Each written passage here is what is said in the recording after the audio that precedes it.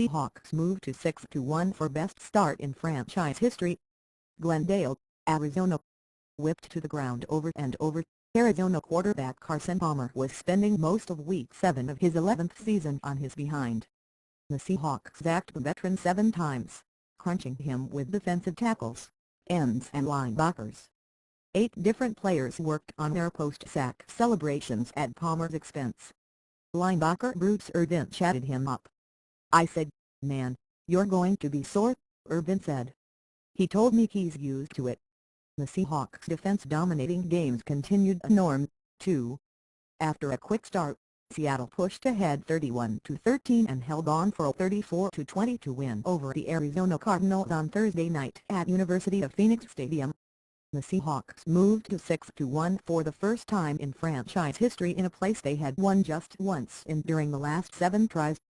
They have matched last season's regular season road win total with 3.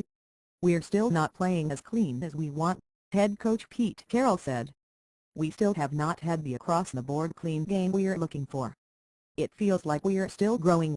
We have enough firepower in a lot of areas to overcome the things that are going in the wrong direction. Much of the arsenal remains on the defense." Cornerback Brandon Browner bounced back a week after being benched and had an interception. He returned to the Arizona 1-yard line. Safety Earl Thomas took advantage of yet another tipped pass that Browner broke up for an interception of his own, his 4th of the season. The Cardinals averaged just 1.7 yards per rush. A 6-foot man falling forward would have been more effective. "Whole lot of hungry dudes," Irvin said of the defense. "Bunch of crazed dogs, man."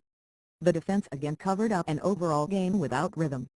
Russell Wilson fumbled twice when he was sacked from the backside. Arizona converted one of his fumbles into a 1-play drive when it scored from the 3-yard line, cutting the Seahawks' lead to 17-10 just before halftime. The Seahawks were stuffed on 4th and 1 from the Arizona 43-yard early in the second quarter. The Cardinals picked up 3 points afterward, though they only went 26 yards on 10 plays.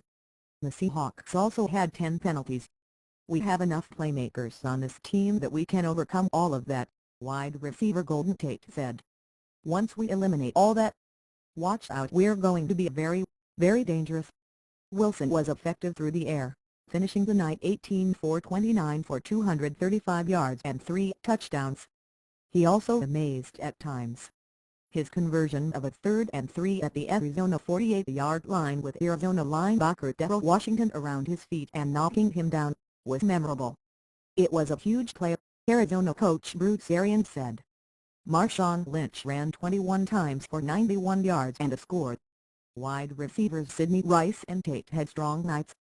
Rice, who has been quiet this season, caught 3 passes for 50 yards and a touchdown.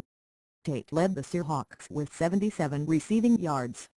Tight end Zach Miller led the team with 5 catches. The Seahawks put the game away in the third quarter when tight end Allen Davis caught the 1-yard touchdown and Lynch ran in from 2 yards out. The Seahawks were up by 18 points when Lynch handed the ball to the referee with 51 seconds remaining in the third. The dominant first half resulted in a small halftime lead for the Seahawks. Seattle outgained Arizona 210-69 but led only 17-10. Miller, back from a hamstring injury that caused him to miss 2 weeks, caught a 15-yard touchdown pass with 13:25 remaining in the second quarter to put the Seahawks up 14-0 and make the game appear on its way to an obvious conclusion. The stuffed 4th down and Wilson fumble changed things during another week when the Seahawks started beating on themselves again. Eventually, they grappled back control of the game the second half behind the defense. "It's been going that way for a couple weeks now," Carroll said. "We expect our guys to play like that.